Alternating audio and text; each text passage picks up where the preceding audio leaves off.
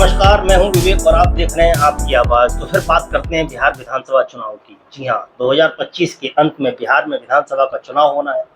उससे पहले चुनाव आयोग ने वहाँ एक घोषणा की जिसमें वोटर के सघन पुनरीक्षण का कार्यक्रम उन्होंने घोषित किया और उसको लेकर के काफ़ी बवाल मचा हुआ है। लेकिन इस सब के बीच हम लोग चूँकि एक-एक विधानसभा का आकलन भी कर रहे हैं, वहाँ से जो रिपोर्ट आ रही है उसको आपके सामने भी रख रहे हैं।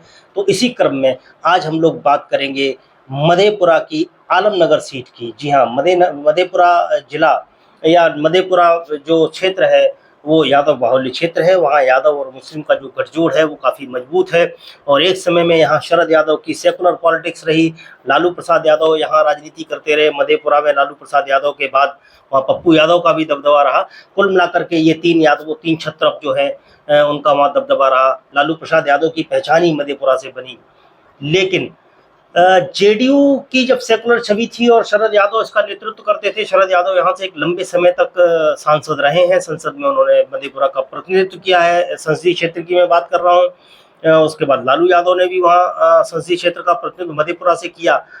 बाद में जब जेडीयू और बीजेपी का गठजोड़ हुआ तो यहाँ यादवों का जो वोट है शरद यादव के साथ साथ वो शिफ्ट हो गया जेडीयू के साथ और जेडीयू यहाँ मजबूत हो गया। जबकि स्थिति ये थी एक समय में मधेपुरा सेकुलर पॉलिटिक्स का गढ़ माना जाता था। तो यहाँ जेडीयू के जो आलमनगर विधानसभा है मधेपुरा जनपद की, लोकसभा क्षेत्र की बात नहीं कर रहा हूँ मैं, जनपद की बात कर रहा हूँ। यहाँ की जो आलमनगर विधानसभा क्षेत्र है वहाँ नरेंद्र नारायण देव यादव काफी मजबूत नेता है। कई बार से वहाँ विधायक रह चुके हैं और जनता दल यूनाइटेड में वो है। जनता दल यूनाइटेड के कद्दावर नेता है। पिछले 2020 के चुनाव में उन्होंने नीरज बबलू को लगभग 29,000 वोटों से चुनाव हरा दिया। आरजेडी के नीरज बबलू चुनाव लड़े थे जो 29,000 वोटों से हार गए थे और यहाँ बराबर दबदबा कायम रहा है नरेंद्र नारायण यादव का। तो अब नरेंद्र नारायण यादव 2020 में जीते। इससे पहले भी कई बार वो चुनाव वहां से जीत चुके हैं। जीत का सबसे बड़ा कारण मैंने आपको बताया कि शरद यादव के प्रभाव का ये क्षेत्र रहा है। शरद यादव जब जेडीयू और जेडीयू का गठबंधन बीजेपी के साथ हो गया तो ये वोट भी जेडीयू के साथ ही चला गया। वहाँ आरजेडी और लालू प्रसाद यादव का प्रभाव उतना देखने को नहीं मिला। जबकि जेडीयू ने यादवों में घुसपैठ बनाई है। अब 2020 के बाद 2025 में परिस्थितियां क्या बनती हैं, इसके लिए वहाँ के जाति समीकरण पर एक बार निगाह डालनी होगी। तो मैं आपको बता दूं कि यादव और मुसलमान, यादव और अल्पसंख्यक वोट मिलकर के वहाँ हो जाता है 50% से अधिक। आरजेडी का वोट बेस वोट बैंक है, एम बाई फैक्टर जो है। लेकिन एम बाई फैक्टर में से बाई फैक्टर का आधे से ज़्यादा वोट चला जाता है जेडीयू को और बाद बाकी सोशल इंजीनियरिंग में जो दलित और ईबीसी और ओबीसी का वोट है वो मिला करके जीत का कारण बनता है जेडीयू की।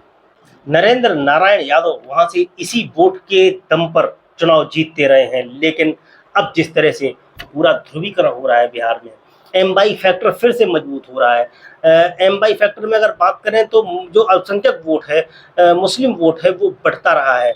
ये बात अलग है कि वहाँ आरजेडी को उसका जो बड़ा चंक है वो मिलता रहा है। 85 या 90% वोट मिलता है। तो 10% वोट यानी 10% वोट बराबर बढ़ता रहा है अलग अलग पार्टियों के बीच में। और ख़ासतौर से अगर बात करें तो सेकुलर छवि रामविलास पासवान की रही है।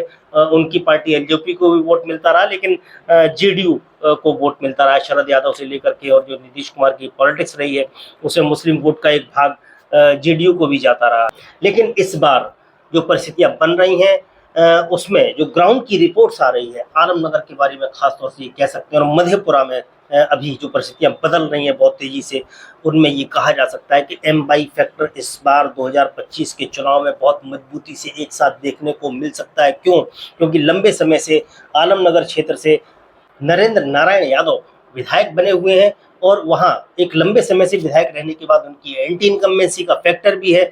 दूसरा, यादवों का और जो अल्पसंख्यक समुदाय का या मुस्लिम समुदाय का वोट है वो इस समय कंसोलिडेट हो रहा है। उसमें बड़ी नाराजगी है, खासतौर से जो एनडीए के घटक दल हैं या एनडीए कुल मिलाकर के जो कुनबा है उसके खिलाफ जो उनकी नाराजगी पनप रही है वो अब 2025 में आरजेडी को मजबूत करती है। साथ ही अगर दलित वोट और ईबीसी का कुछ वोट काटने में सक्षम होते हैं तेजस्वी यादव, जो उनकी जैसी लोकप्रियता बढ़ती जा रही है और ये तमाम सारी जो घटनाएं हो रही हैं वो भी महागठबंधन के पक्ष में जाती दिखाई दे रही हैं, तो कहा जा सकता है कि इस बार महागठबंधन आलमनगर सीट जो है वो छीन सकता है जेडीयू के मुंह से। इस बीच कुल मिलाकर के एक चीज देखने को बहुत मिल रही है कि वहाँ यादव मतदाता जो कभी बीजेपी के साथ में रामकृपाल यादव के नाम पर या शरद यादव के साथ जेडीयू में चला गया था, उसके बाद रामकृपाल यादव बीजेपी में चले गए तो बीजेपी में जाने लगा, लेकिन अब उसमें बीजेपी को लेकर के और खासतौर से एनडीए को लेकर के एक नाराजगी पनप रही है अंदर ही अंदर, और इतने समय का एंटी इनकम्बेंसी फैक्टर जो है वो भी काम कर रहा है। कहा जा सकता है कि यादव अब एकमुश्त होकर के साथ आरजेडी के वापस आ रहा है। इसी को देखते हुए ये दावा किया जा सकता है कि ये लड़ाई आलमनगर में बहुत मजबूत होने जा रही है, और इसमें जो पिछड़ी हुई थी अभी तक आरजेडी, निश्चित रूप से अगले 2025 के चुनाव में बढ़त बनाती हुई अभी तक दिख रही है। परिणाम क्या होंगे इसके लिए करना होगा इंतजार। फिर मिलेंगे अगले कार्यक्रम में, तब तक के लिए मुझे दीजिए आज्ञा। नमस्कार।